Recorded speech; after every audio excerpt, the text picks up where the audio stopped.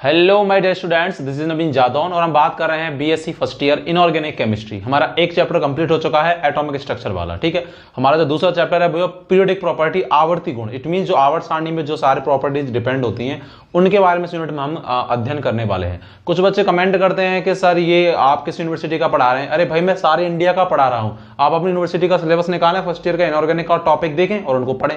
Unit ऊपर नीचे हो सकती होगा, ये फर्स्ट ईयर में ये टॉपिक पक्का है। तो ये क्वेश्चन, ये कमेंट ना किया करें कि सर आप किस यूनिवर्सिटी का पढ़ा रहे हैं। मैं सारे भारत के बच्चों को पढ़ा रहा हूँ जो भी बीएससी कर रहे हैं। ठीक है, अपने यूनिवर्सिटी का सिलेबस निकाला करो और मैच कर लिया करो। ठीक है, वो सारे टॉपिक इसी में, यूनिट ऊपर नीचे हो सकती है, इतना अंतर हो सकता है। ठीक है, तो हम बात करने वाले हैं पीरियोडिक प्रॉपर्टी है, आवर्ती गुण क्या होते हैं। लेक्चर नंबर फर्स्ट है, यूनिट सेकंड का। ठीक है, इससे पहले का लेक्चर आपको देखना है। मैं यहाँ आई बटन होगा यहाँ पे, जहां से मैं मेरे चैनल पे, तो उसको क्लिक करेंगे तो आपको लिंक मिल जाएगी। इससे पहले जो वाला जो लेक्चर है ना, जो यूनिट फर्स्ट का जो लास्ट लेक्चर है, जेड इफेक्ट क्या होता है, शील्डिंग इफेक्ट क्या होता है, स्लेटर का रूल, उसको अच्छे से देख के आया। मैंने उसमें सारा साइज वाइज के बारे में बात की है। ठीक है, उस लेक्चर को देखना, उसके बाद इस लेक्चर पे आना। ठीक है, यूनिट फर्स्ट का एटॉमिक स्ट्रक्चर का लास्ट लेक्चर है, लेक्चर नंबर 9। ठीक है, इसमें हम बात करने वाले हैं पीरियोडिक प्रॉपर्टीज। ठीक है, तो इसमें हम पढ़ने क्या वाले हैं, पीरियोडिक प्रॉपर्टी का मतलब होता है आवर्ती गुण जो आवर्त सारणी पर डिपेंड है। अपन एक एक करके बात करेंगे। तो इस लेक्चर में हम लेंगे सबसे पहले, इनको लिखना आप अपनी कॉपी में, आवर्ती गुण क्या होते हैं उनके बारे में।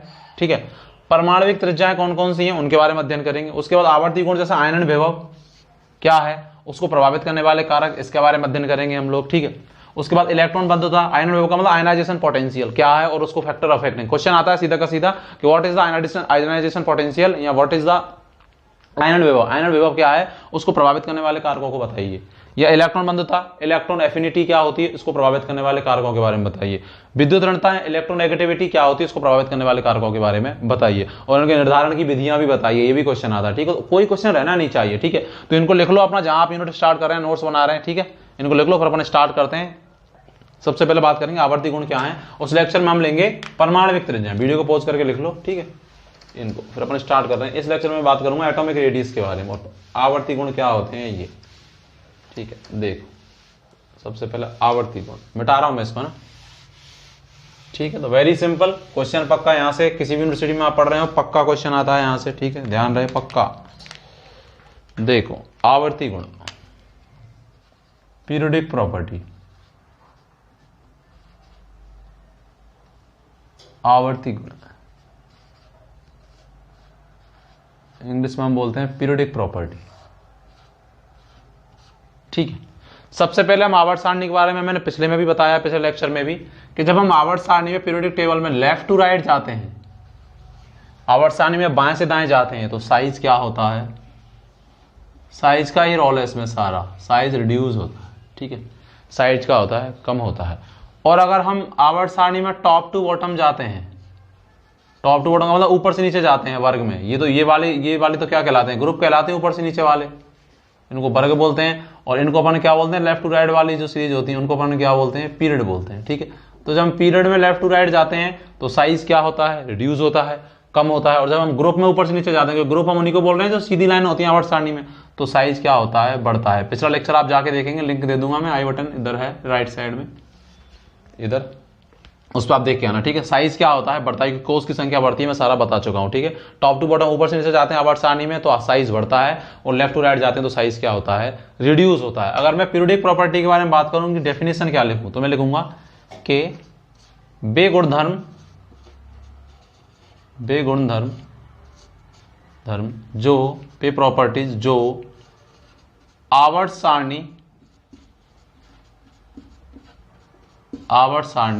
पर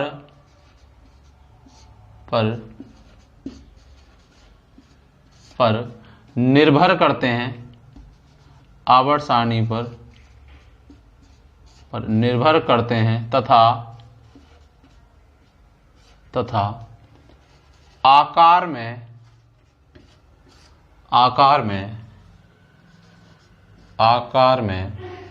परिवर्तन के साथ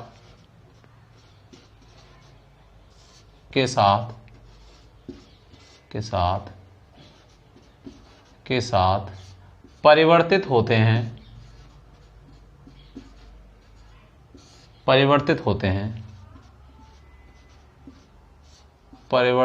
हैं, आवर्ती गुण कहलाते हैं। परिवर्तित होते हैं, पीरियोडिक प्रॉपर्टी चेंज होते हैं, परिवर्तित गुण होते हैं, आवर्ती गुण कहलाते हैं। ठीक है, आपसे कोई आधे नंबर में डेफिनेशन पूछेगा, आधे नंबर के क्वेश्चन आते हैं ए सेक्शन में, आप यूनिवर्सिटी का पैटर्न आपका जो भी हो, तो जब पूछा कि what is the periodic property, example बताइए, जैसे आयनन विभव होता है, इलेक्ट्रॉन बंधुता होती है, इलेक्ट्रॉन एफिनिटी, विद्युत ऋणता होती है, इलेक्ट्रॉन नेगेटिविटी, वो सारे क्या है पीरियोडिक प्रॉपर्टी है। जैसे जैसे अगर अपन लेफ्ट टू राइट जाएंगे तो साइज में चेंज होगा, टॉप टू बॉटम जाएंगे आवर्त सारणी में तो साइज में चेंज होगा। तो साइज में परिवर्तन के साथ साथ परिवर्तित होते हैं, उनको अपन क्या बोलते हैं, वो क्या कहलाते हैं, आवर्ती गुण कहलाते हैं। ठीक है, क्या कहलाते हैं, इनको अपन क्या बोलते हैं, आवर्ती गुण। जैसे आयनन विभव हो, इलेक्ट्रॉन बंधुता हो, ये हो, विद्युत ऋणता हो। ठीक है, इसको लिखो, फिर मैं बता दूं परमाणविक त्रिज्याओं के बारे में, आप इसको लिख लो एक बार, एग्जांपल लिख लो। जैसे एग्जांपल भी आपसे पूछ लेगा आवर्ती गुण कौन कौन से, जैसे आयनन विभव, आयनाइजेशन पोटेंशियल, विद्युत ऋणता, EN electron negativity, electron affinity या इलेक्ट्रॉन बंधुता, एक एक करके इनको पढ़ेंगे क्या होती है। तो ये सारे क्या हैं, आवर्त सारणी में अगर अपन बाएं से दाएं जाते हैं या टॉप टू बॉटम जाते हैं तो इनमें क्या होता है, परिवर्तन होता है। क्योंकि साइज में मुझे पता है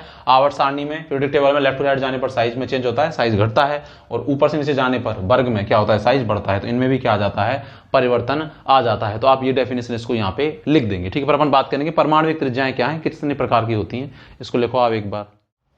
ठीक है, अब देखो अपन बात करते हैं एटॉमिक रेडियस क्या होती है, कितने प्रकार की होती है, उस पर अपन बात करते हैं।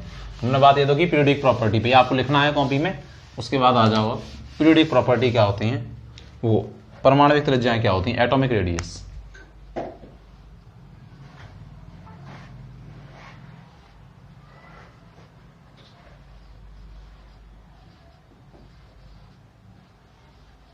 एटॉमिक रेडियस, परमाणविक त्रिज्या। अगर अपन डेफिनेशन की बात करें तो किसी परमाणु में, किसी परमाणु में उसके नाभिक या न्यूक्लियस, उसके नाभिक से अंतिम इलेक्ट्रॉन के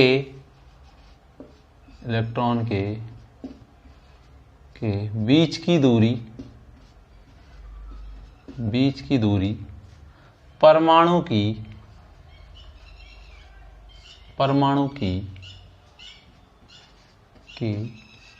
परमाणविक त्रिज्या कहलाती है। परमाणु की परमाणविक त्रिज्या कहलाती है। परमाणविक त्रिज्या कहलाती है। जैसे आप इसको डायग्राम के रूप में बनाना चाहें तो जैसे ये नाभिक होता है परमाणु का, और ऐसे इसकी कक्षाएं होती हैं। ये तो जैसे माना इलेक्ट्रॉन यहाँ है दूसरी कक्षा में, जैसे n बराबर 1 n बराबर 2, तो अंतिम जो इलेक्ट्रॉन होगा उसकी बीच की डिस्टेंस ही क्या कहलाएगी, एटॉमिक क्या कहलाएगी, रेडियस कहलाएगी, परमाणविक त्रिज्या कहलाएगी। नाभिक से अंतिम इलेक्ट्रॉन के बीच की दूरी क्या कहलाएगी, एटॉमिक रेडियस कहलाएगी। लेकिन मैं एक बात बोलूंगा भी यहाँ पे, मैं बोलूंगा किसी एकल परमाणु की परमाणविक त्रिज्या निकालना संभव नहीं है।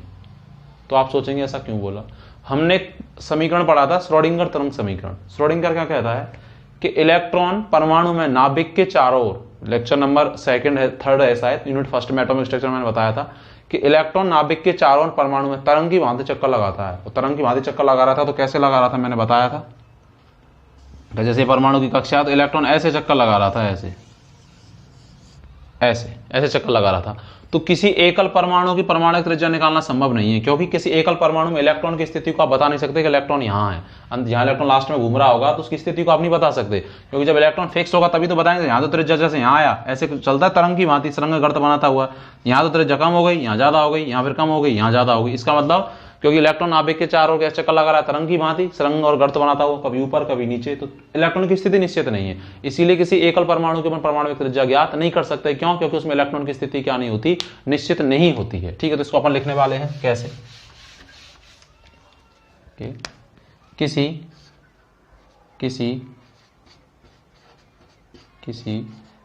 एकल परमाणु की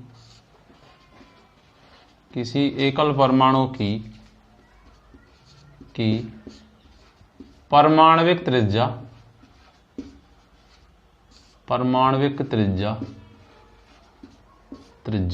निकालना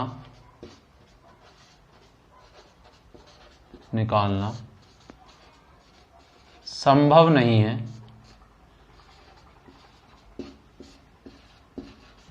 क्यों नहीं है संभव? क्योंकि लिख सकते हैं आप, क्योंकि परमाणु में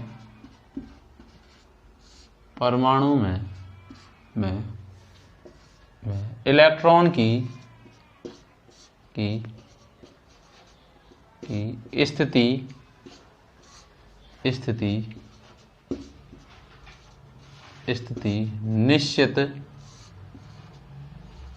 निश्चित नहीं होती है।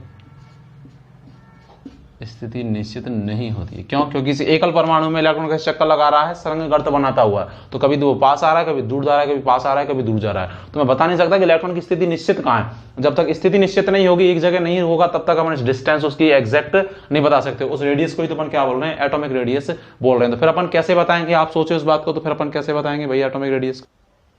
इसीलिए अपन बताएंगे कि अपन एटॉमिक रेडियस में कैसे निकालते हैं। तो मैं लिख रहा हूं यहां पे किसी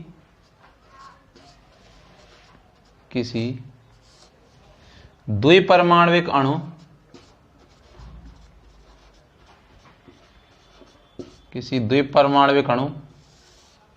मतलब अणु है उसमें दो परमाणु, द्विपरमाणविक अणु की बंध लंबाई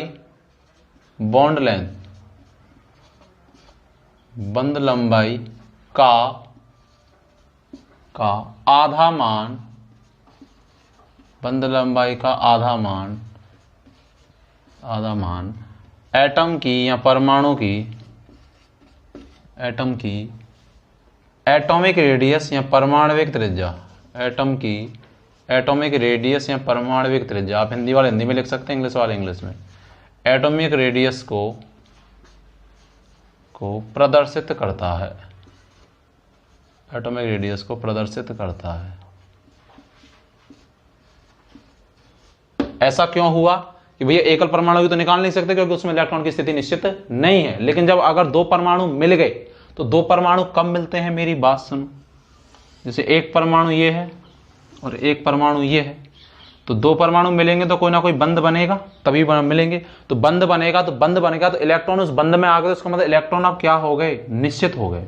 क्योंकि जब इलेक्ट्रॉन बॉन्डिंग में आ जाते हैं तो वो डिलोकलाइज नहीं, वो एक बॉन्ड में निश्चित हो जाते हैं। तो अगर जब दो परमाणु आपस में मिल गए तो अणु बन गया, और अणु में परमाणु के बीच में क्या उपस्थित है? बॉन्ड उपस्थित है। तो बॉन्ड में आके इलेक्ट्रॉन अब निश्चित हो गए, भैया अब इलेक्ट्रॉन यहाँ है, तो इलेक्ट्रॉन की अगर स्थिति निश्चित हो गई तो मैं बोलूंगा कि इस परमाणु की त्रिज्या, इस परमाणु की त्रिज्या, इस पूरे अणु की, जैसे ये परमाणु इसकी क्या कहलाएगी? बंध लंबाई।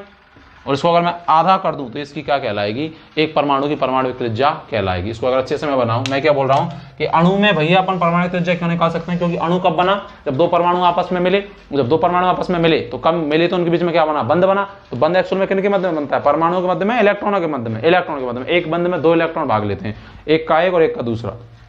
तो इसका मतलब अब इलेक्ट्रॉन कैसे हो गए? निश्चित हो गए। तो अब अपन जो उस परमाणु में जो दो अणु हैं, मतलब अणु में जो दो परमाणु हैं, उनकी जो बंध लंबाई होगी, अगर इसमें उसको आधा कर दो तो एक परमाणु की क्या आ जाएगी? परमाणुविक त्रिज्या आ जाएगी। जैसे मैं इसको अगर बनाना चाहूं एग्जाम्पल फॉर्म में कि मेरे पास एक एटम है ये, और मेरे पास एक एटम है, अच्छे से बनाते हैं, एक सेकेंड।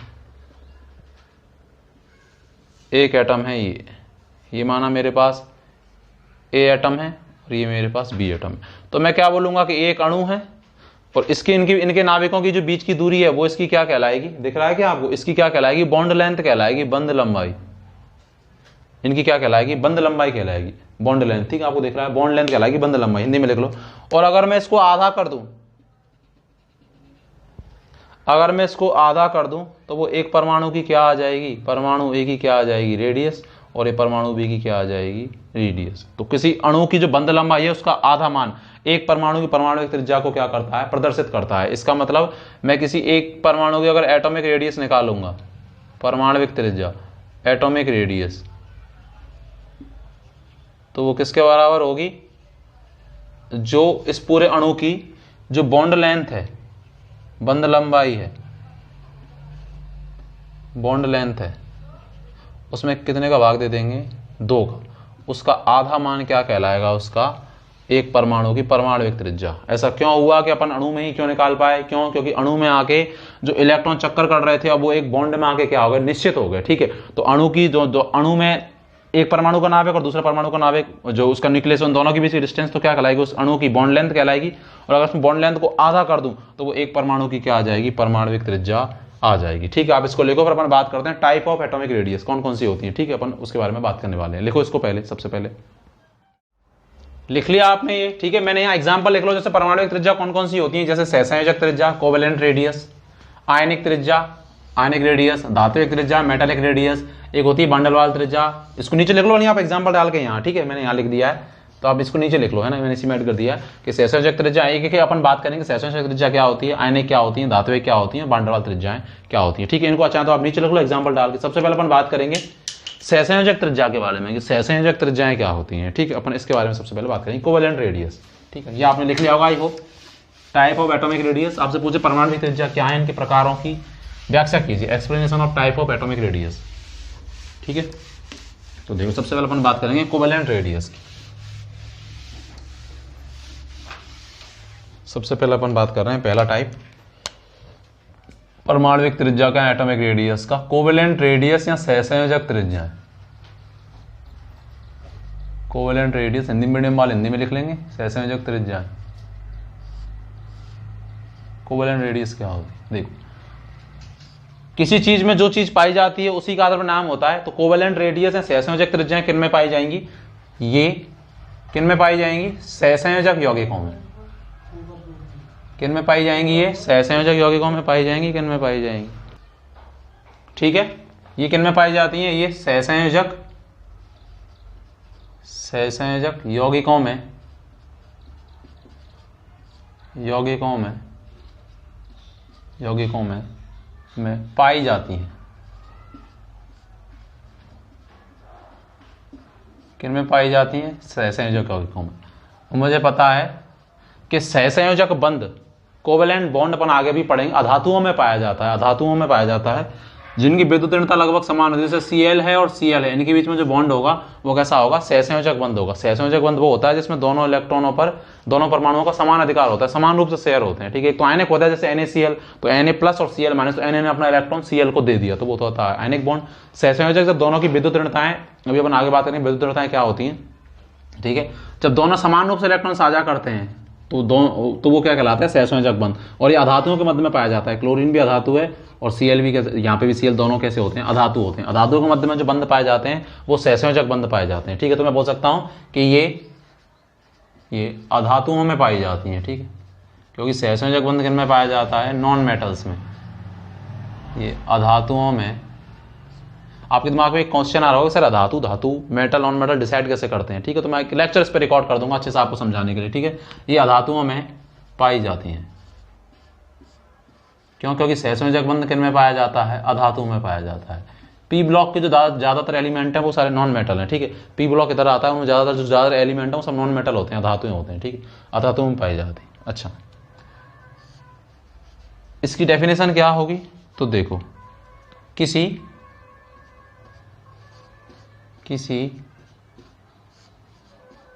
एकल सहसंयोजक, किसी एकल सहसंयोजक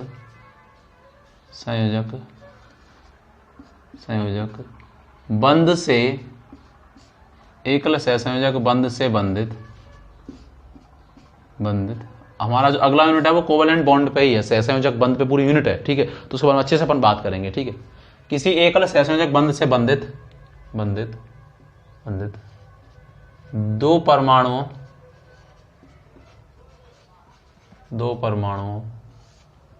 की बंध लंबाई, दो परमाणुओं की बंध लंबाई का आधा मान, बंध लंबाई का आधा मान सहसंयोजक त्रिज्या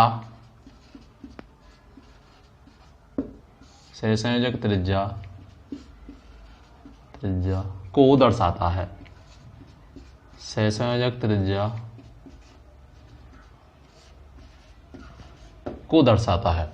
किसी एकल सहसंयोजक बंध से बंधित दो परमाणुओं के मध्य की बंध लंबाई, दो परमाणुओं के मध्य की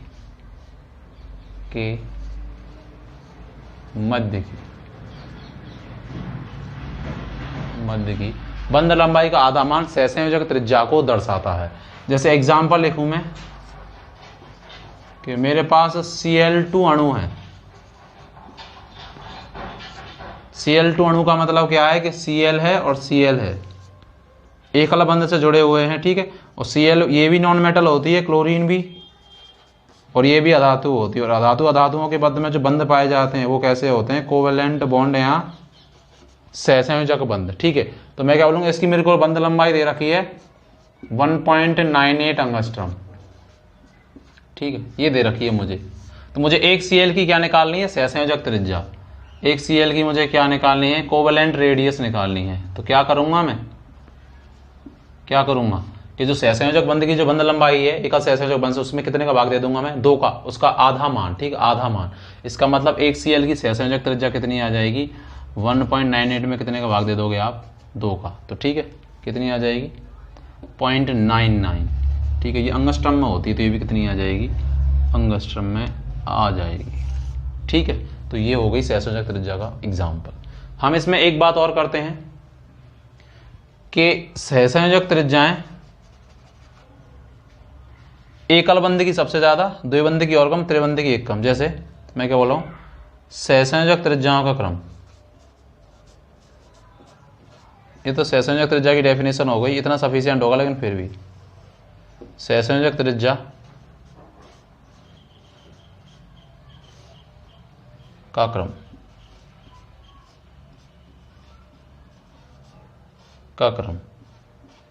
जिनमें एकल बंध होते हैं, सिंगल बॉन्ड, उनकी सहसंयोजक त्रिज्या ज्यादा, द्विबंध की और कम, और त्रिबंध की और कम, ट्रिपल बॉन्ड की। इसीलिए मैं क्या बोल रहा हूं कि जो एकल बंध होते हैं,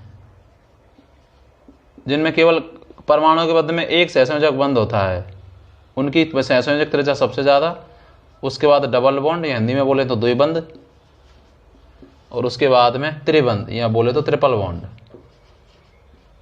जैसे मैं बात करूं, एक एग्जाम्पल हूं, यहाँ पे हमने ये पढ़ा भी है, दिख रहा है ना आपको, carbon carbon single bond, carbon carbon double bond, और कार्बन कार्बन ट्रिपल बॉन्ड, ठीक है। कार्बन कार्बन सिंगल बॉन्ड को एल्केन बोलते हैं, इनको अपन एल्कीन बोलते हैं, और इनको अपन एल्काइन बोलते हैं। कार्बन कार्बन एकल बंध की जो बॉन्ड लेंथ होती है वो होती है 1.54 अंगस्ट्रम, और इनके बीच की जो बॉन्ड लेंथ होती है वो होती है 1.34 अंगस्ट्रम, और सी ट्रिपल बॉन्ड सी की होती है वो होती है 1.21 या 20 अंगस्ट्रम, ठीक है। तो अगर मैं इसकी कोवेलेंट रेडियाई निकालता, Cr या सहसंयोजक त्रिज्या निकालता, तो मैं क्या करता, 1.54 में कितने का भाग दे देता, 2 का, यहाँ पे भी कितने का भाग दे देता, 2 का, और यहाँ पे भी कितने का भाग दे देता, 2 का। तो सबसे ज्यादा यही वैल्यू आती है, क्योंकि 1.54 है, ऊपर नीचे तो 2 का भाग लग रहा है। तो मतलब एकल बंध की कोवेलेंट रेडियाई सबसे ज्यादा आती है, उसके बाद द्विबंध की, और सबसे कम किसकी आती, त्रिबंध की आती। ऐसा मैं वैसे भी प्रूफ करके बता सकता हूँ ऐसा क्यों होता है। तो देखो, जैसे ये मेरे पास कार्बन और कार्बन है, मैं बोल रहा हूँ कार्बन कार्बन जब एकल बॉन्ड, उसकी जो बंध लंबाई है, अगर बंध लंबाई ज्यादा है तो ये भी ज्यादा आएगी सहसंयोजक त्रिज्या, क्योंकि बंध लंबाई का आधा मानी तो क्या है, ये सहसंयोजक बंधी है कार्बन कार्बन, क्योंकि कार्बन भी अधातु होता है और कार्बन भी अधातु होता है। तो अधातु धातु के बीच में कैसा बंध बनता है, सहसंयोजक बंध। तो एकल सहसंयोजक बंध की सबसे ज्यादा, फिर द्वि सहसंयोजक बंध की सब उससे कम, और त्रिवाली की उससे कम। मैं वैसे भी बता सकता हूँ उस चीज को, क्यों, क्योंकि जैसे ये है एकल बंध है तो इसमें कितने इलेक्ट्रॉन होंगे, जल्दी से देख लो, 2 इलेक्ट्रॉन होंगे। एक बंध में कितने इलेक्ट्रॉन भाग लेते हैं, 2 इलेक्ट्रॉन भाग लेते हैं। तो एक बंध में 2 इलेक्ट्रॉन, तो 2 बंध में कितने इलेक्ट्रॉन, 4 इलेक्ट्रॉन, और 3 बंधों में कितने इलेक्ट्रॉन, 6 इलेक्ट्रॉन, ठीक है। तो जब सी सिंगल बॉन्ड सी था तो एक बंध में 2 इलेक्ट्रॉन थे। अब अगर सी डबल बॉन्ड सी आ गया तो 2 बंध आ गए और 4 इलेक्ट्रॉन आ गए। इलेक्ट्रॉन पे कैसा आवेश होता है, समान आवेश। जैसे 2 बंध आ जाते हैं, ये 2 बंध आ जाते हैं जैसे इस वाले में, तो इलेक्ट्रॉन पे समान आवेश होता है। तो एक बंध में 2 इलेक्ट्रॉन, एक बंध में 2 इलेक्ट्रॉन, तो इलेक्ट्रॉन एक दूसरे को क्या करेंगे, रिपेल करेंगे। रिपेल करेंगे तो मुझे बताओ, ये बॉन्ड भी एक दूसरे को रिपेल करेंगे क्या नहीं करेंगे, करेंगे। तो जैसे एकल बंध में यहाँ थी डिस्टेंस, है ना, यहाँ थी एकल बंध, जब एकल बंध था, द्विबंध हो गए तो दो बॉन्ड आ गए, तो दोनों बॉन्डों में 2-2 इलेक्ट्रॉन है, क्योंकि एक बॉन्ड में 2 इलेक्ट्रॉन होते हैं। तो इलेक्ट्रॉन एक दूसरे को क्या करेंगे, रिपेल कर, प्रतिकर्षित करेंगे। तो ये बॉन्ड कैसे होंगे, थोड़े से एक दूसरे को दूर दूर जाएंगे, और दूर दूर जाएंगे तो जहां ये उपस्थित थे वो सेंटर कैसे आएंगे, पास पास आएंगे। अरे आएंगे कि नहीं आएंगे, एक तो चीज यहाँ थी, यहाँ। अब कोई बीच में चीज एक दूसरे को रिपेल कर रही है, ऐसे ऊपर को उठ रही है, रिपेल कर रही है, तो ये जो सेंटर जहां उनके कोने होंगे तो वो पास पास आएंगे कि नहीं आएंगे, आएंगे ना, क्योंकि यहां से चीजें ऊपर उठ रही हैं तो ये पास पास आएंगे, तो डिस्टेंस क्या हो जाएगी, कम हो जाएगी। त्रिबंध की अगर हम बात करें तो त्रिबंध में क्या होता है, 3 बॉन्ड और 6 इलेक्ट्रॉन है, तो वो एक दूसरे को ज्यादा ऊपर करेंगे तो ज्यादा रिपेल करेंगे प्रतिकर्षित, तो वो ज्यादा ऊपर नीचे होंगे। तो इसका मतलब उनके जो सेंटर है वो सिकुड़ जाएंगे, क्योंकि ये बॉन्ड जैसे सीधे सीधे होंगे तो वो एक दूसरे को रिपेल करेंगे, तो कैसे हो जाएंगे, ऐसे हो जाएंगे, इस तरीके के, इस तरह। जैसे पहले तो यूं थे, अब रिपेल कर रहे हैं तो कैसे हो जाएंगे, ये दूर दूर जाएंगे, तो जहां इनके सेंटर होंगे इधर कोने पे वो पास पास आएंगे कि नहीं आएंगे, कार्बन कार्बन, और अगर पास पास आएंगे तो डिस्टेंस कैसी हो जाएगी, कम हो जाएगी। इसीलिए एकल बॉन्ड की सबसे ज्यादा, द्विबंध की उससे कम और त्रिबंध की उससे कम। इसको लिखो, पर अपन आगे बात करते हैं। और लिखो, इसको लिख लिया आपने, ठीक है। इसको मिटा रहा हूं। इसमें मैं एक चीज बताता हूं, कोवेलेंट रेडियस में प्रतियोगी परीक्षाओं के हिसाब से एक न्यूमेरिकल आता है यहाँ पे, ठीक है। ये तो अपनी कॉपी में आप लिख देंगे एग्जाम में लिखने के लिए, ठीक है। एक क्वेश्चन आता है यहां से, क्या आता है कि जैसे आपको दे दिया एग्जाम्पल HCl और इसकी आपसे पूछ ली कोवेलेंट रेडियस निकालिए, रेडियस निकालिए इनकी। तो रेडियस निकालने का इनका क्या फॉर्मूला होता है, तो देखो कि इनके बीच की जो डिस्टेंस है या वो निकालिए, इनकी बंध लंबाई निकालिए। तो इसके निकालने का क्या फॉर्मूला होता है, इनके बीच की जैसे बॉन्ड लेंथ निकालने का, यही बता रहा हूं, बॉन्ड लेंथ निकालने का काम का है, इसीलिए बता रहा हूं, ठीक है। आपको क्या करेगा, हाइड्रोजन की इलेक्ट्रोनेगेटिविटी दी जाएगी, इतनी होती है, और क्लोरीन की इलेक्ट्रोनेगेटिविटी दी जाएगी। अभी केवल ये समझ इलेक्ट्रोनेगेटिविटी क्या होती है, अपन आगे पढ़ेंगे, इसी में आएगा, ठीक है। इसका क्या निकालने का फॉर्मूला होता है, तो इसका फॉर्मूला आता है इन दोनों के, जैसे ये इनमें क्या है, ये तो S प्लस और ये Cl माइनस होता है, ठीक है। EN में अंतर बहुत ज्यादा होता है, हाइड्रोजन की EN बहुत कम और Cl की बहुत ज्यादा होती है, ठीक है। तो ये एक कोवेलेंट कंपाउंड ही होने को, तो क्योंकि हाइड्रोजन भी अधातु है और क्लोरीन भी अधातु है, अधातु नॉन मेटल के बीच में कैसा बॉन्ड होता है, कोवेलेंट होता है। तो अगर इसके बीच की बॉन्ड लेंथ पूछे तो एक फॉर्मूला होता है, ठीक है। क्या कि जो पहला है उसकी त्रिज्या प्लस जो दूसरा है उसकी त्रिज्या माइनस 0.09 और क्या EN में अंतर, इलेक्ट्रोनेगेटिविटी में अंतर, ठीक है। ये फॉर्मूला होता है एक ऐसे कंपाउंडों की बॉन्ड लेंथ निकालने का। इसको जो दिया था वो दिया था, साइंटिस्ट थे दो, सुमकर और स्टीवेंसन ने दिया था। सुमकर और किसने दिया था, स्टीवेंसन ने। मैं क्या बोल रहा हूं, इनकी आपको क्या करेगा, इनकी त्रिज्या दे देगा। इस प्रकार के कंपाउंडों की बॉन्ड लेंथ निकालने का एक फॉर्मूला आता है, कोवेलेंट रेडियस में ही आपको लिखना है, प्रतियोगी परीक्षाओं में यहां से क्वेश्चन आ जाता है, ठीक है। तो आपको क्या, जैसे आपको H2 अणु दे देगा, तो H2 अणु से आप क्या करेंगे, H की वो निकालेंगे त्रिज्या, क्या करेंगे, H2 अणु की जो बंध लंबाई होगी उसमें कितने का भाग दे देंगे, 2 का। आपको Cl2 अणु दे देगा, तो उससे आप Cl की निकालेंगे, एक Cl की, Cl2 की जो बंध लंबाई होगी उसमें कितने का भाग दे देंगे, 2 का।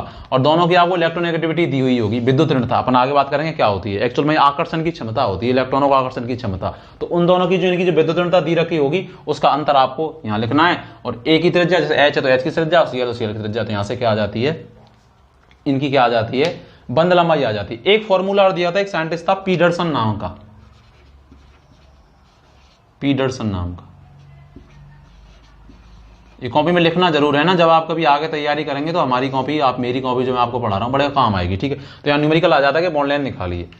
इसने क्या फॉर्मूला दिया था, इसने भी वही फॉर्मूला दिया, थोड़ा सा चेंज किया पीटरसन ने, वही बॉन्ड लेंथ निकालने का। क्या बोला कि जो A है और जो B है, जैसे HCl है, H है और Cl है, माइनस 0.07 और क्या बोला कि जो डेल EN है, EN में जो अंतर आ रहा है उसका क्या कर दो, स्क्वायर कर दो। तो ये पीटरसन फॉर्मूला कहलाता है, ठीक है।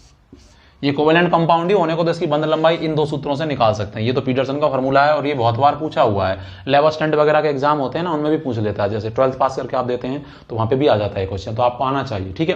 न्यूमेरिकल कैसे आएगा, इसकी रेडियस और EN में अंतर, EN अपन आगे बात करेंगे क्या होती है, इसकी दी हुई होगी, इसकी दी हुई होगी, इनका जो डिफरेंस है वो यहाँ, ये सुमकर और स्टीवेंसन का फॉर्मूला है। और ये एक पीटरसन नाम का साइंटिस्ट था, उसने थोड़ा सा चेंज किया, बस यहाँ 0.07 कर दिया, और इस डेल EN, ये इनका मतलब EN में डिफरेंस का क्या कर दिया, स्क्वायर कर दिया, ठीक है। तो इसको आप यहाँ लिख लो। इनकी बॉन्ड लेंथ निकालने, इनको बोलते हैं ध्रुवीय सहसंयोजक यौगिक। है तो सहसंयोजक, पोलर कोवेलेंट कंपाउंड। सहसंयोजक इसीलिए कि हाइड्रोजन भी नॉन मेटल और क्लोरीन भी नॉन मेटल, तो नॉन मेटल के बीच में कैसा बॉन्ड बनता है, कोवेलेंट बॉन्ड। लेकिन जब EN में अंतर बहुत ज्यादा होता है, असमान तत्वों के बीच में जब कोवेलेंट बॉन्ड बनता है, एक तो Cl के बीच में बनता, तो वो तो प्योर कोवेलेंट हो जाता है कि भैया बिल्कुल विद्युत ऋणता समान है, तो वहां कोवेलेंट बॉन्ड वो पोलर नहीं होता। लेकिन अगर अधातुएं अलग अलग होती हैं तो विद्युत ऋणता एक टर्म होती है, इलेक्ट्रॉनों को आकर्षण की क्षमता। तो जब विद्युत ऋणता में अंतर होता है तो वो चीज पोलर हो जाती है। जिसकी विद्युत ऋणता कम होती है उस पर तो आ जाता है पॉजिटिव सा, और जिसकी ज्यादा होती है उस पर आ जाता है नेगेटिव सा। इसलिए H प्लस और Cl माइनस है एक्चुअल में कोवेलेंट कंपाउंड, क्योंकि इसमें कोवेलेंट बॉन्ड ही है। सहसंयोजक बंध इसीलिए ये भी नॉन मेटल, ये भी नॉन मेटल, लेकिन इस बंध को अपन नाम दे देंगे पोलर कोवेलेंट बॉन्ड, ध्रुवीय सहसंयोजक यौगिक। तो इनकी बंध लंबाई निकालने का ये फॉर्मूला काम आते हैं प्रतियोगी परीक्षाओं के हिसाब से, ये बहुत इंपॉर्टेंट है। इनको अपनी कॉपी में ऐड करो, फिर अपन बात करेंगे आयनिक त्रिज्या के बारे में। लिखो इनको, ठीक है, लिख लिया। अब अपन बात करते हैं आयनिक त्रिज्या के बारे में। ये जो है ना डेली यानी विद्युत ऋणता में अंतर लिखना होता है केवल, ठीक है। जैसे Cl की होती 3 और हाइड्रोजन की होती 2.1, तो जो अंतर आता है उसको लिख देते हैं, पॉजिटिव नेगेटिव नहीं, जो अंतर आता है उसी को। जैसे किसी की 4 होती है 1 की और 1 की होती 2, तो 2 लिख देते हैं यहाँ पे अंतर, यानी कि किसी की -2 +2 आएगी, यानी विद्युत ऋणता में नेगेटिव में नहीं होती, पॉजिटिव में ही होती है, ठीक। अपन और आगे बात करेंगे विद्युत ऋणता पर अच्छे से, केवल अंतर लिखना है यहाँ पे, अंतर पुट करना है, डिफरेंस। अब अपन बात करते हैं आयनिक रेडियस की, आयनिक त्रिज्या।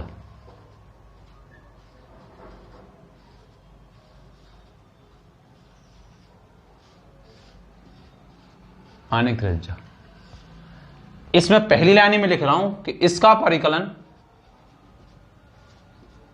इसका परिकलन, इसका परिकलन कोवेलेंट रेडियस,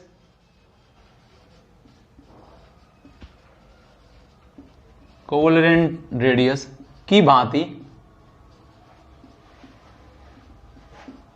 इसका मतलब आयनिक त्रिज्या किन में पाई जाएगी, आयनिक यौगिकों में। और आयनिक यौगिक कौन होते हैं, जिनमें आयनिक बंध होता है, और आयनिक बंध किन में होता है, धातु और अधातु के बीच में होता है, ठीक है। जैसे NaCl, तो Na कौन है, धातु है, और Cl कौन है, अधातु। तो इनके बीच में जो बॉन्ड है या जो इंटरेक्शन है, जो भी आयनिक बॉन्ड है, वो क्या कहलाएंगे, आयनिक कंपाउंड कहलाएंगे। तो उनकी त्रिज्या क्या कहलाएगी, आयनिक त्रिज्या। इसकी, इसका परिकलन कोवेलेंट रेडियस की भांति नहीं किया जा सकता, नहीं किया जा सकता है, सकता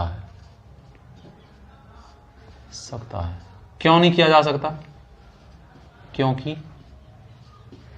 क्योंकि इनमें धनायन का आकार, धनायन का आकार छोटा व ऋणायन का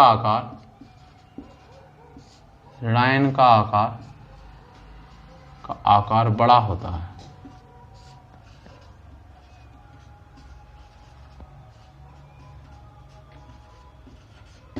क्योंकि इनमें धनायन का आकार छोटा था, ऋणायन का आकार बड़ा होता है। जैसे, क्योंकि मैं क्यों नहीं कर सकता, क्योंकि कोवेलेंट रेडियस में तो मैं क्या बोल रहा कि जैसे कोई अणु है, ये है एक परमाणु और दूसरा परमाणु, तो इनकी बंध लंबाई का आधा मान, तो दोनों परमाणु समान साइज के ही तो होंगे कि नहीं होंगे। तो इनकी जो बॉन्ड लेंथ होगी उसका आधा मान किसको शो कर रहा था, कोवेलेंट रेडियस को, सहसंयोजक त्रिज्या को। लेकिन मुझे पता है कि आयनिक यौगिकों में क्या होता है, धनायन का आकार तो कैसा होता है, छोटा, और ऋणायन का आकार कैसा होता है, बड़ा। जैसे NaCl होता है, Cl और Na+, तो धनायन का आकार छोटा, ऋणायन का आकार बड़ा। इसको मैं बता भी सकता हूं, बताऊंगा भी धनायन का आकार छोटा क्यों होता है, कैटायन का। तो मैं क्या बोल सकता था कि इनकी जो बीच की जो बॉन्ड लेंथ है, क्या वो किसी एक की त्रिज्या को शो कर रही है, नहीं कर रही। क्यों, क्योंकि दोनों परमाणु सेम साइज के नहीं है। क्योंकि मुझे पता है कि एक का आकार तो बड़ा और एक का आकार कैसा है, छोटा है। तो इनके बीच की जो बॉन्ड लेंथ है उसको अगर मैं आधा कर दूं तो किसी एक परमाणु की त्रिज्या वो नहीं आएगी। क्यों नहीं आएगी, क्योंकि दोनों सेम साइज के नहीं है। सेम के होते तभी तो आधा मान होता है एक परमाणु की त्रिज्या। लेकिन मुझे पता है कि धनायन का आकार तो छोटा आता है अनेक यौगिकों में, और ऋणायन का आकार कैसा होता है, बड़ा होता है, ठीक है। क्यों होता है धनायन का आकार छोटा, एक बार इसको थोड़ी सी जल्दी से देख लेते हैं। एक तो वैसे ही देख लो, जैसे अपन NaCl की ही बात करते हैं, NaCl, तो Na होता है प्लस और Cl होता है नेगेटिव। क्यों होता है छोटा आकार, Na, अगर आप Na का इलेक्ट्रॉनिक विन्यास लिखते तो आप क्या लिखते, 1s2 2s2 2p6 और क्या लिखते, 3s1, इलेक्ट्रॉनिक विन्यास ये लिखते। पिछले लेक्चर जाके देखो, अच्छे से समझाया हुआ है, ठीक है। और अगर अपन क्लोरीन का लिखते तो आप क्या लिखते, डायरेक्टली लिखने का तरीका होता है एक तो क्या, नियॉन 10, इससे पहले जो अक्री गैस आती है, और जितने नंबर की अक्री गैस खत्म हो गई 2 नंबर की हीलियम नियॉन, तो अगला S क्या आएगा 3s, और Pb क्या आएगा 3p, तो 3s2 3p5, 10 और 2 12 और 5 17, ये आएगा। अब यहाँ Na है, Na प्लस है, तो Na में अंतिम कोष कौन सा था, तीसरा। तो जैसे मैं Na की संरचना बनाता परमाणु की, तो ऐसी तो बनता पहला, दूसरा, तीसरा। ये n बराबर 1, बस इसमें 1s है, और n बराबर 2 में कौन है 2s2p, और n बराबर 3 में कौन है 3s। तो अंतिम इलेक्ट्रॉन किस कोष में, तीसरे में। तो इसकी त्रिज्या पहले तो ये थी Na की। अब Na प्लस है या Na है, यहाँ पर Na प्लस है, तो Na प्लस है तो इसका मतलब Na प्लस का मतलब एक इलेक्ट्रॉन निकल गया, क्योंकि प्लस का मतलब कब आता है, जब इलेक्ट्रॉन चला जाता है, क्योंकि इलेक्ट्रॉन पे नेगेटिव चार्ज, तो किसी में से एक इलेक्ट्रॉन की कमी होती है तो उस पर एक धनात्मक आवेश आ जाता है, और इलेक्ट्रॉन बाह्यतम कोश से ही निकलता है। बाह्यतम कोश का मतलब जो सबसे बड़ी क्वांटम संख्या लास्ट में लिखी रहती है ना, मुख्य क्वांटम संख्या, वो बाह्यतम कोश होता है। तो इसके बाह्यतम कोश में एक इलेक्ट्रॉन है वो क्या हो जाएगा बाहर, क्योंकि Na प्लस है, तो 3s क्या हो जाएगा 0। मुझे पता है कि वैसे त्रिज्या क्या होती है, नाभिक से अंतिम इलेक्ट्रॉन के बीच की दूरी, तो हमें अंतिम इलेक्ट्रॉन अगर Na की बात करता तो Na में तो कहां था, 3s में था तीसरे कोश में, लेकिन अगर मैं Na प्लस की बात करूं तो तीसरा कोश तो खत्म हो गया। क्यों? क्योंकि 3s में से इलेक्ट्रॉन ही चला गया, तो अंतिम इलेक्ट्रॉन अब किस कोश में रह गए, दूसरे कोश में। दूसरे कोश में तो मुझे बताओ डिस्टेंस कम हो गई कि बढ़ गई, कम हो गई, क्योंकि मुझे पता है कि नाभिक से अंतिम इलेक्ट्रॉन के बीच की दूरी परमाणविक त्रिज्या है, तो इसका मतलब डिस्टेंस क्या रह गई ये, तो इसका मतलब जब Na प्लस बना तो आकार में क्या हो गई कमी, इसीलिए धनायन का आकार कैसा हो गया, छोटा हो गया, इसीलिए धनायन का आकार कैसा होता है, छोटा होता है। अगर मैं Cl की बात करता तो Cl पहले तो क्या था 3s/3p5, 3p5 था कि नहीं था 17 में, नियॉन 10 3s/3p5, लेकिन अब इसने Na ने एक इलेक्ट्रॉन दे दिया तो क्या बन गया Cl माइनस, तो Cl माइनस का एक इलेक्ट्रॉन आ गया, तो इलेक्ट्रॉन कहां जुड़ जाएगा, Cl इसमें p में, तो क्या हो जाएगा 3p6 हो जाएगा। और मैंने एक चीज पढ़ी थी कि जेड इफेक्ट समानुपाती किसके, प्रोटॉन, पिछला लेक्चर जाके देखें, और व्युत्क्रमानुपाती इलेक्ट्रॉन। अब इलेक्ट्रॉन की संख्या बढ़ी Cl में कि घटी, बढ़ी, और अगर इलेक्ट्रॉन की संख्या बढ़ी तो जेड इफेक्ट क्या हो जाएगा कम, और मुझे पता है कि Z effect is inversely proportional to 1 size, और अगर जेड इफेक्ट कम हो गया तो साइज क्या हो जाएगा, बढ़ जाएगा। जेड इफेक्ट क्या होता है, नाभिक का आउटर सेल के इलेक्ट्रॉनों पर लगने वाला आकर्षण, ठीक है। तो इलेक्ट्रॉन की संख्या बढ़ेगी तो इलेक्ट्रॉन इलेक्ट्रॉन प्रतिकर्षण कैसा होगा, बढ़ेगा, तो जो बाह्यतम कोश के इलेक्ट्रॉन होंगे वो कहां चले जाएंगे, नाभिक से कहां चले जाएंगे, दूर चले जाएंगे, ठीक है। मैं क्या बोल रहा था कि जैसे Cl माइनस का आकार बड़ा होगा, ऋणायन का आकार बड़ा होता है, क्यों, क्योंकि Cl में इलेक्ट्रॉन आया, मुझे पता है इलेक्ट्रॉन बढ़ते हैं तो इलेक्ट्रॉन में प्रतिकर्षण या रिपल्सन क्या होता है, बढ़ता है, और अगर रिपल्सन बढ़ता है तो मुझे पता है आउटर सेल के इलेक्ट्रॉन कहां चले जाएंगे, दूर, तो नाभिक से आउटर सेल के इलेक्ट्रॉन की बीच की दूरी जो बाह्यतम कोश का उसकी दूरी क्या हो जाएगी, बढ़ जाएगी। ऐसा क्यों होता है, क्योंकि जब इलेक्ट्रॉन की संख्या बढ़ती है तो जेड इफेक्ट कम हो जाता है। जेड इफेक्ट का मतलब प्रभावी नाभिक आवेश, पिछले लेक्चर में बताया है, नाभिक का आउटर सेल के इलेक्ट्रॉन पर लगने वाला अट्रैक्शन या आकर्षण, तो अगर ये कम हो जाएगा क्योंकि दूर चला जाएगा इलेक्ट्रॉन तो साइज क्या हो जाएगा, बढ़ जाएगा, ठीक है। इसीलिए ऋणायन का आकार तो बड़ा होता है, कैटायन का आकार छोटा होता है, या धनायन का आकार कैसा होता है, छोटा होता है, ठीक है, आप लोग समझे हो। इसीलिए सहसंयोजक त्रिज्याओं की भांति आयनिक त्रिज्याओं का परिकलन नहीं किया जा सकता है। क्यों नहीं किया जा सकता, क्योंकि इसमें धनायन का आकार तो छोटा और ऋणायन का आकार कैसा होता है, बड़ा होता है। तो इसको ज्ञात करने के मेथड दिए गए दो, ठीक, इसीलिए इसको ज्ञात करने के आयनिक रेडियस को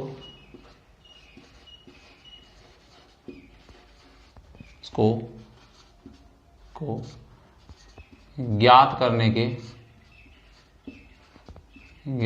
की विधियां, दो विधियां दी थी साइंटिस्टों ने, ठीक है। आप इसको और अच्छे से भी कितना भी लिख सकते हैं कि आयनिक यौगिकों में पाई जाती है जिनमें आयनिक बंध उपस्थित होता है, ठीक है, उनमें त्रिज्या पाई जाती है। सहसंयोजक त्रिज्या की भांति, कोवेलेंट रेडियस की भांति इसका परिकलन नहीं कर सकते हैं। क्यों नहीं कर सकते, क्योंकि इसमें धनायन का आकार तो छोटा और ऋणायन का आकार क्या होता है, बड़ा, तो इनकी जो बॉन्ड लेंथ होगी बीच की, बंध लंबाई होगी, वो किसी एक परमाणु की परमाणुक त्रिज्या या आयनिक त्रिज्या को शो नहीं करेगी। क्यों नहीं करेगी, क्योंकि इसमें धनायन का आकार तो छोटा है और ऋणायन का आकार कैसा है, बड़ा है। इसीलिए इसको ज्ञात करने के दो मेथड दिए गए। कौन कौन से मेथड दिए गए, एक तो दिया गया लिंडे मेथड,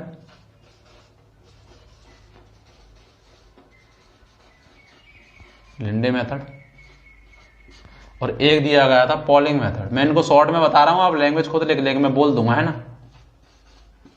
पॉलिंग मेथड,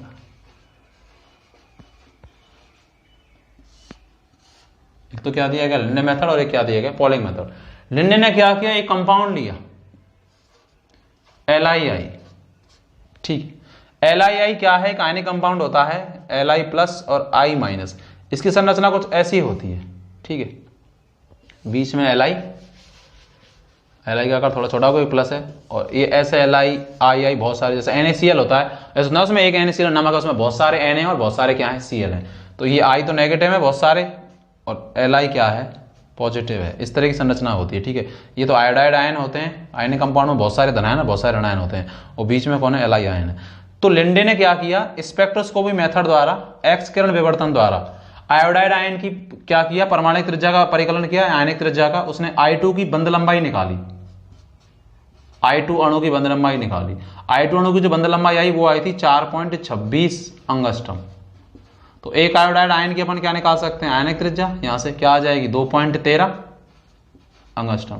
इसी प्रकार उसने क्या किया, ये तो आयोडाइन की क्या निकाल ली उसने, ये बीच की लंबाई निकाली थी दो आयोडाइन आयनों की 4.26, तो उससे एक आयोडाइन आयन के अपन क्या निकाल लेंगे, उसने क्या किया, कैटायन की त्रिज्या का परिकलन किया था धनायन की त्रिज्या का। कैसे किया, तो उसने दो आयोडाइन आयनों के बीच की बंध लंबाई निकाली, तो वो आई 4.26, तो एक आयोडाइन आयन की क्या आ जाएगी 2.13, 2 का भाग दे देंगे, और लिथियम और आयोडीन के बीच की बंध लंबाई निकाली, वो आई लिथियम आयोडीन के बीच की बंध लंबाई जो आई, इसमें आई तो माइनस है और एल आई क्या है, पॉजिटिव है, वो आई थी 3.09 एंगस्ट्रॉम। ठीक है, प्रैक्टिकल डाटा है इसका, अगर ऊपर नीचे हो जाए आपसे कोई दिक्कत नहीं, इतना याद रख सकते हैं। ठीक है, वो कितनी आई 3.09 एंगस्ट्रॉम। तो उसने क्या किया, इससे लिथियम की त्रिज्या का परिकलन कर लिया। कैसे कर लिया, कि यदि मुझे लिथियम की त्रिज्या निकालनी हो या धनायन की त्रिज्या निकालनी हो, तो मैं क्या करूंगा कि जो लिथियम आयोडाइड की जो बंध लंबाई है, लिथियम आयोडाइड की जो बंध लंबाई, उसमें से मैं किसकी त्रिज्या घटा दूंगा, आयोडीन की, आयोडाइड आयन की, तो मेरे पास किसकी त्रिज्या आ जाएगी,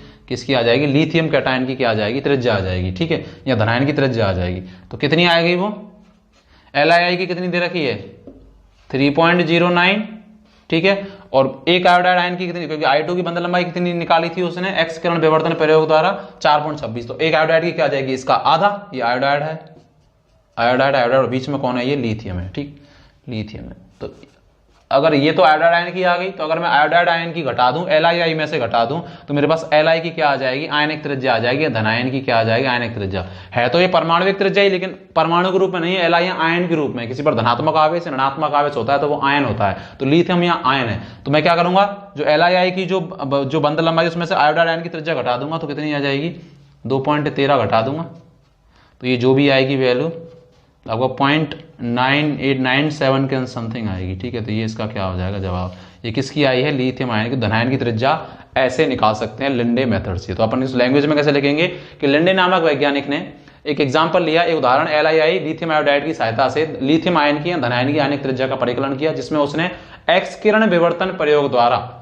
आयोडाइड आयनों के बीच की बंध लंबाई निकाली, जिससे हमने एक आयोडाइड आयन की क्या निकाल ली, आयनिक त्रिज्या या ऋणायन की त्रिज्या, क्योंकि ऋणायन है, तथा LII के बीच की बंध लंबाई निकाली कितनी 3.09। तो उससे हम लिथियम आयन या लिथियम धनायन या धनायन की आयनिक त्रिज्या का परिकलन कर सकते हैं। कैसे, कि इसमें से अगर इसको घटा दें तो आप इसको लैंग्वेज के टर्म में भी लिख सकते हैं। ठीक है, एक थे पॉलिंग महाराज। पॉलिंग ने क्या किया कि बे आयनिक यौगिक,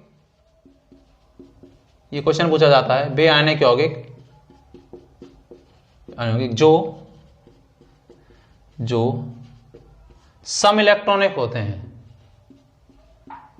बे आयनिक यौगिक जो सम इलेक्ट्रॉनिक होते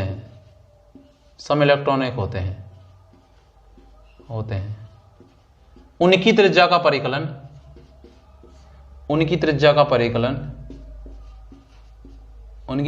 परिकलन या रेडियस का परिकलन पॉलिंग मेथड द्वारा किया जा सकता है। प्रतियोगी परीक्षाओं में क्वेश्चन पूछा जाता है, इसीलिए पढ़ा है। परिकलन, उनकी त्रिज्या का परिकलन पॉलिंग द्वारा किया गया,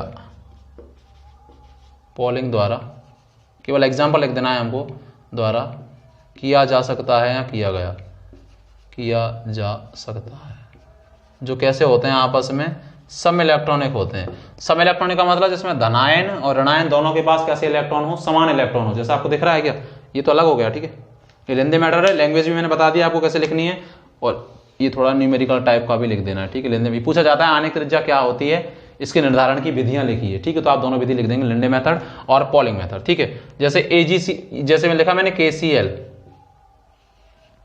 तो KCl सम इलेक्ट्रॉनिक है। क्यों है KCl सम इलेक्ट्रॉनिक, क्यों, क्योंकि मुझे पता है कि K के ऊपर कैसा चार्ज है, पॉजिटिव, और Cl के ऊपर कैसा चार्ज है, नेगेटिव। तो मुझे पता है कि पोटेशियम का एटॉमिक नंबर क्या होता है 19, दिख रहा है आपको, यस, और Cl का क्या होता है 17 होता है। तो ये सम इलेक्ट्रॉनिक है, क्योंकि K के ऊपर जब कोई परमाणु उदासीन होता है तो जितना उसका परमाणु क्रमांक उतने ही इलेक्ट्रॉन होते हैं, लेकिन अगर पॉजिटिव आ गया तो उस पर एक इलेक्ट्रॉन की क्या हो गई, कमी, तो K के पास कितने इलेक्ट्रॉन हो गए 18। Cl जब कोई परमाणु उदासीन होता है तो जितना उसका एटॉमिक नंबर उतने ही इलेक्ट्रॉन, तो 17 इलेक्ट्रॉन होंगे जब Cl होगा, लेकिन Cl माइनस, तो एक इलेक्ट्रॉन क्या हो गया, आ गया, तो इसके पास भी कितने इलेक्ट्रॉन हो गए, 18 इलेक्ट्रॉन हो गए। तो इस प्रकार के कंपाउंडों की अपन क्या निकाल सकते हैं, इस तरीके से निकाल सकते हैं। पॉलिंग मेथड के द्वारा अपन क्या निकाल सकते हैं, इनकी आयनिक त्रिज्या निकाल सकते हैं जो सम इलेक्ट्रॉनिक होते हैं बाय द पॉलिंग। तो मैं ये बोल सकता हूं क्या कि आयनिक त्रिज्या जो होती है किसी की, आयनिक कंपाउंडों की जो बॉन्ड लेंथ होती है, आयनिक कंपाउंड की जो बॉन्ड लेंथ होती है वो क्या, धनायन की त्रिज्या प्लस ऋणायन की त्रिज्या का क्या होती है, योग होती है, होगी वो तो। इसको ऐसे लिख सकते हैं कि बॉन्ड लेंथ ऑफ आयनिक यौगिक या आयनिक बंध या आयनिक कंपाउंड, आयनिक यौगिक। लेकिन मैं बोलूंगा कि भैया जो bond length of ionic compound की जो आयनिक बंध लंबाई उसका आधा मान किसी एक परमाणु की परमाणुक त्रिज्या है, एक आयन की परमाणुक त्रिज्या नहीं हो सकता। क्यों? क्योंकि धनायन का आकार छोटा और ऋणायन का आकार कैसा होता है, बड़ा। लेकिन ये तो बोल सकता हूं कि LI की जो बंध लंबाई है वो क्या होगी, LI की जो त्रिज्या है वो, और आयोडीन की जो त्रिज्या है, आयोडाइड आयन की जो त्रिज्या है वो, इसका पूरा योग है तो LI के बीच की बंध लंबाई होगी। लेकिन इसका आधा मान कभी भी एक परमाणु या एक आयन धनायन ऋणायन की त्रिज्या नहीं हो सकती। ठीक है, ये ध्यान रखना है ना। अपन ये नहीं बोल सकते कि आयनिक जो बंध है उसकी बंध लंबाई का आधा मान, जैसे बोला था सहसंयोजक बंध की बंध लंबाई का आधा मान एक परमाणु की सहसंयोजक त्रिज्या दर्शाता है। यहाँ ऐसा नहीं है, क्योंकि वहां दोनों सेम साइज के होते हैं, लेकिन यहाँ दोनों कैसे अलग अलग। धनायन का आकार छोटा होता है, ऋणायन का आकार बड़ा होता है, मैंने बता चुका। तभी तो देखो धनायन मैंने छोटा बनाया, ऋणायन मैंने बड़े बनाए हैं। ठीक है, लेकिन ये बोल सकता हूं कि जो धनायन की जो त्रिज्या है और ऋणायन की जो त्रिज्या है उनका योग किसका होगा, उसकी बंध लंबाई के बराबर होगा। ठीक है, लेकिन बंध लंबाई का आधा मान नहीं होगा किसी एक की त्रिज्या, क्योंकि धनायन का आकार छोटा, ऋणायन का आकार बड़ा। आई होप आप समझे होंगे। इनको अच्छे से लिखो, लैंग्वेज भी आप खुद लिख सकते हो, इसको आप इतना ही लिख देना। ठीक है, प्रतियोगी परीक्षा में पूछा जाता है कि पॉलिंग मेथड किस प्रकार के आयनिक यौगिकों के लिए काम आता है, तो सम इलेक्ट्रॉनिक है, आइसो इलेक्ट्रॉनिक है, जैसे KCl है। क्यों है, इसमें भी 18 इलेक्ट्रॉन है और Cl में भी कैसे इलेक्ट्रॉन है, 18 इलेक्ट्रॉन है। इसको लिखो, फिर अपन बात करते हैं वान डेर वाल त्रिज्या और धात्विक त्रिज्या या मेटालिक रेडियस क्या होती है। लिख लो इसको। देखो अब अपन बात करते हैं कोवेलेंट धात्विक त्रिज्या क्या होती है, वान डेर वाल त्रिज्या क्या होती है। चार प्रकार के, दो प्रकार की हमने पढ़ ली। कोवेलेंट रेडियस क्या है, आयनिक त्रिज्या क्या है, आयनिक त्रिज्या को परिकलित करने की विधियां भी बता दी। एग्जाम में क्वेश्चन आएगा what is the ionic radius. यहाँ से कोई पूछे आपको, आपकी नॉलेज के लिए, कि आयनिक त्रिज्या का जो परिकलन है, जो डिटर्मिनेशन है, आप कोवेलेंट रेडियस की तरह क्यों नहीं कर सकते, कि उसकी बॉन्ड लेंथ का आधा मान आयनिक त्रिज्या को क्यों नहीं शो करता। जो आयनिक परमाणु है, जो धनायन ऋणायन है, तो हम बोलेंगे कि धनायन का आकार छोटा होता है और ऋणायन का आकार कैसा होता है, बड़ा होता है। एनायन का आकार बड़ा और कैटायन का आकार कैसा होता है, छोटा होता है। ठीक है, क्यों होता है मैंने अच्छे से बता दिया, क्योंकि उसमें से इलेक्ट्रॉन निकल जाता है तो कोष या सेल खत्म हो जाती है तो साइज छोटा, जबकि ऋणायन में इलेक्ट्रॉन जुड़ जाता है तो साइज कैसा हो जाता है, बड़ा। क्योंकि इलेक्ट्रॉन रिपल्सन क्या हो जाता है, बढ़ जाता है, तो नाभिक संतुलन में इलेक्ट्रॉन के बीच की दूरी बढ़ जाती है। अपन बात करते हैं धात्विक त्रिज्या। अपन धात्विक वाले अलग से चैप्टर पढ़ेंगे, उसमें अच्छे से बात करेंगे। यहाँ केवल डेफिनेशन लिख देते हैं कि वे त्रिज्याएं जो धातु परमाणु, धातु क्रिस्टलों में उपस्थित होती हैं या धातुओं में उपस्थित होती हैं, क्या कहलाती हैं, धात्विक त्रिज्याएं। जैसे कोई सोडियम का क्रिस्टल है तो उसमें सारे के सारे परमाणु सोडियम के ही होंगे। जैसे लोहे की रॉड होती है तो उसमें आयरन ही आयरन तो होगा कि नहीं होगा, तो उनमें जो परमाणु होंगे आयरन के, उनके बीच की जो त्रिज्या होगी या जो परमाणु की जो त्रिज्या होगी वो क्या कहलाएगी, धात्विक त्रिज्या कहलाएगी, क्योंकि उसमें धातु ही धातु के परमाणु उपस्थित होंगे। ठीक है, उसके बाद अपन बात करते हैं वान डेर वाल त्रिज्या। वान डेर वाल त्रिज्या अधात्विक अणुओं में या उत्कृष्ट गैसों का के लिए उपयोग में लाई जाती है। अधात्विक अणुओं में, क्योंकि धातुओं में लाई जाएगी वो धात्विक त्रिज्या हो जाएगी, और जो आयनिक यौगिकों में लाई जाएगी वो क्या हो जाएगी, आयनिक त्रिज्या हो जाएगी। तो अधातुक परमाणुओं की जो त्रिज्या होती है, तो परमाणु तो कौन सा बंध बनाते हैं, सहसंयोजक, जैसे CL तो वो तो सहसंयोजक त्रिज्या। लेकिन अगर अणुओं की बात हो या अक्रिय गैसों की बात हो कि अणुओं के बीच में कोई इंटरेक्शन हो रहा है, परमाणुओं के नहीं, जैसे Cl2 में तो Cl का परमाणु और Cl का परमाणु दोनों अधातु, तो वो कोवेलेंट बॉन्ड होता है। लेकिन जब अणु आकर्षित होते हैं ना, अणुओं के बीच में जो आकर्षण होता है उसको वान डेर वाल आकर्षण बोलते हैं। ठीक है, जब अणुओं के बीच में होता है। ठीक है, तो अधातु अणु होंगे। जैसे अपन बात कर रहे थे Cl2 की, तो Cl2 में तो क्या था, Cl एकल बंध Cl, तो ये एक परमाणु, इसकी बीच की जो डिस्टेंस थी वो क्या कहलाती है, कोवेलेंट रेडियस। अब मैं ये बोल रहा हूं कि Cl के ही दो अणु हैं, Cl2 और Cl2, इनके बीच में जो इंटरेक्शन है, अणुओं के बीच में होने वाला आकर्षण क्या कहलाता है, वान डेर वाल आकर्षण। ठीक है, तो उनकी त्रिज्या क्या कहलाती है, वान डेर वाल त्रिज्या। और अणु कौन सा, अधातु का अणु, जैसे Cl2 भी अधातु का अणु है और Cl2 अधातु का अणु, तो उनके बीच में जो होने वाला इंटरेक्शन है वान डेर वाल इंटरेक्शन, और वो अधातु अणु कहलाएंगे। ठीक है, उनके बीच में जो इंटरेक्शन है। और कौन शो करती है इसको, अक्रिय गैसें। अक्रिय गैसें इसीलिए शो करती हैं कि अक्रिय गैसें हमने पढ़ा भी है थोड़ा बहुत 11th में, 12th में भी पढ़ा होगा आप लोगों ने। हम यहाँ बात करते हैं, आगे भी बात करेंगे, हमारे अलग से चैप्टर है। अक्रिय गैसें वो होती हैं जिनके पास स्थायी विन्यास होता है, जो वो क्या करती हैं, क्रिया नहीं करती हैं, तो बॉन्ड ही नहीं बनाती हैं। तो जब बॉन्ड ही नहीं बनाएंगे, जैसे हीलियम एक अक्रिय गैस है, आपने कभी नहीं देखा होगा कि हीलियम का एक एटम हीलियम से जुड़ गया तो इसकी बंध लंबाई का आधा मान क्या कहलाएगा, इसकी त्रिज्या कहलाएगा। नहीं, क्योंकि हीलियम के साथ बॉन्ड बनाता ही नहीं है, क्योंकि प्रत्येक जो अक्रिय गैस होती है वो स्थायी होती है। नाम से ही पता चल रहा है, अक्रिय या उत्कृष्ट गैस इनको इसलिए बोल रहे हैं कि इनके पास एक स्थायी विन्यास होता है। स्थायी इलेक्ट्रॉनिक विन्यास के कारण अक्रिय गैसें क्रिया नहीं करती हैं, ऐसा बंध नहीं बनाती। जब बंध नहीं बनाएंगे तो बंध की बंध लंबाई नहीं आएगी, और बंध लंबाई का आधा मान उसकी त्रिज्या नहीं आएगी। इनके बहुत सारे क्या है, अणु आकर्षित रहते हैं अपने आप में। ठीक है, तो उनके बीच में जो इंटरेक्शन होता है, जो आकर्षण होता है, वो कौन सा आकर्षण होता है, वान डेर वाल आकर्षण होता है अक्रिय गैसों के बीच में। और जो अणुओं के मध्य में जो आकर्षण लगता है वो क्या कहलाता है, वान डेर वाल आकर्षण कहलाता है। इसीलिए मैंने डेफिनेशन लिख दी कि दो निकटतम अणुओं के नाभिकों के बीच की दूरी का आधा मान, दो निकटतम अणुओं के बीच की, अणु अणु परमाणु नहीं बोला, परमाणु होता जब तो क्या हो जाता है, सहसंयोजक त्रिज्या हो जाती कि बीच की दूरी का आधा मान वान डेर वाल त्रिज्या कहलाता है। जैसे मैंने एक एग्जांपल बनाया है, जैसे मेरे पास एक ये Cl2 का अणु होता और मेरे पास Cl2 का अणु होता तो Cl के दो परमाणु होते, तो दो परमाणु से मिलके तो ये तो इसकी क्या कहलाती है Cl की, कि इसका एक नाभिक एक, अगर एक Cl2 की बात करें, ठीक है, तो मुझे पता है कि इनके बीच की जो बंध लंबाई होती है वो सहसंयोजक बंध की बंध लंबाई, और इसकी आधा मान किसको शो करता है, उसकी सहसंयोजक त्रिज्या है। मैंने क्या लिख दिया, कोवेलेंट रेडियस, कि एक Cl का एटम और दूसरे Cl का एटम, ठीक है, तो इनकी बीच की जो बंध लंबाई है वो इसकी बंध लंबाई कहलाएगी, सहसंयोजक बंध है, क्योंकि धातु धातु के बीच में सहसंयोजक बंध बनता है। तो इसका जो आधा मान है वो क्या कहलाएगा, कोवेलेंट रेडियस। मैंने ये आधा ही तो है, ये यहाँ से आधा कर दिया, तो ये क्या कहला रहा है, ये कोवेलेंट रेडियस कहला रही है। अब मैं क्या कह रहा हूँ, Cl2 के अणु ही आकर्षित हो रहे हैं, अणु, और जो अणुओं के बीच में जो इंटरेक्शन होता है, जो आकर्षण होता है, उसको अपन क्या बोलते हैं, वान डेर वाल फोर्स बोलते हैं, ठीक है, वान डेर वाल फोर्स बोलते हैं। और जब अणुओं के बीच की जो दूरी होगी, तो अणुओं के बीच में ये एक अणु है और एक अणु, इसके बीच की जो दूरी होगी, ये इसका आधा मान, अणुओं के बीच की दूरी का आधा मान किसको शो करता है, वान डेर वाल त्रिज्या को शो करता है, ठीक है, कि एक अणु Cl2 का ये रहा और एक अणु Cl2 का ये रहा, तो इनके बीच की जो डिस्टेंस है वो क्या कहलाएगी, इसकी वान डेर वाल त्रिज्या। आप बोलेंगे सर यहाँ से भी तो ले सकते थे डिस्टेंस, यहाँ से, अरे अब बहुत सारे अणु होंगे, Cl2 बहुत सारी Cl2 गैस है, तो बहुत सारे यहाँ पे भी अणु होगा, तो फिर यहाँ से उस नाभिक से ले लेंगे, यहाँ पे भी Cl2 का अणु होगा, तो दो अपन यहाँ पे बना देंगे, तो फिर वो यहाँ से ले लेंगे। वो तो अपन ने दो की बात की, दो अणुओं की, ऐसे बहुत सारे अणु होंगे, सबके बीच में दो नाभिक की न्यूनतम दूरी यही आएगी, तो उनके बीच की, जैसे यहाँ पे भी होते दो Cl2 होता है यहाँ पे, तो वही नाभिक, तो ये डिस्टेंस हो जाती, तो ये इसका आधा क्या होता है, वान डेर वाल त्रिज्या। तो अणुओं के मध्य में जो दूरी है, अणुओं के नाभिकों के बीच में जो दूरी है, उसका आधा मान किसको शो करता है, वान डेर वाल त्रिज्या को क्या करता है, शो करता है कि अणुओं के बीच में जो दूरी है, क्योंकि एक Cl2 का अणु और एक Cl2 का अणु, और एक ही अणु में परमाणुओं के मध्य की जो दूरी है वो बंध लंबाई, और उसका आधा मान किसको दर्शाता है, कोवेलेंट रेडियस को या सहसंयोजक त्रिज्या को दर्शाता है। मुख्यतः कौन शो करती है इनको, अधात्विक अणु, या कौन शो करते हैं, उत्कृष्ट गैसें। उत्कृष्ट गैसें क्यों शो करती हैं, क्योंकि वो बंध बनाती ही नहीं है, तो वो आणविक फॉर्म में ही रहती हैं, तो उनकी जो उनमें जो इंटरेक्शन होते हैं उत्कृष्ट गैसों में, वो कैसे होते हैं, वान डेर वाल आकर्षण होते हैं, ठीक है, जो उनकी जो त्रिज्या होती है वो वान डेर वाल त्रिज्या। और डेफिनेशन आप क्या लिखेंगे, ये लिखेंगे कि दो निकटतम अणु बना देंगे Cl2, एक Cl2 के बीच की दूरी, ये दूरी का आधा मान किसको दर्शाता है, वान डेर वाल त्रिज्या को शो करता है। और एक ही अणु में जो परमाणु के बीच की दूरी है बंध लंबाई, उसका आधा मान किसको दर्शाता है, कोवेलेंट रेडियस को। Cl2 का अगर एक ही अणु है, ठीक है, एक मैंने लिखा है कि जो वान डेर वाल फोर्स होते हैं वो सहसंयोजक आकर्षण बलों की तुलना में कम होते हैं। क्यों, क्योंकि वान डेर वाल अणुओं के मध्य में लगते हैं और वो बहुत कमजोर होते हैं। और मुझे बताओ, अगर आकर्षण कहीं लगेगा तो बंध लंबाई ज्यादा होगी कि कम होगी, कम होगी। इसीलिए मैं बोल रहा हूं कि जो वान डेर वाल आकर्षण होते हैं वो कोवेलेंट आकर्षण, जो सहसंयोजक आकर्षण अपन पढ़ेंगे, उनकी तुलना में कम होते हैं। क्यों, क्योंकि कोवेलेंट में तो दो परमाणु ही आकर्षित हो रहे हैं, तो नाभिक नजदीक नजदीक है, और यहाँ अणु आकर्षित हो रहे हैं, तो नाभिक कैसे हो गए, दूर दूर, तो नाभिक इलेक्ट्रॉनों पर आकर्षण कैसा लगाएंगे, कम लगाएंगे। जबकि यहाँ तो परमाणु की बात हो रही है, तो परमाणु के पास में इलेक्ट्रॉन है, दोनों नाभिकों का लग रहा है, तो आकर्षण कैसा लगेगा, ज्यादा।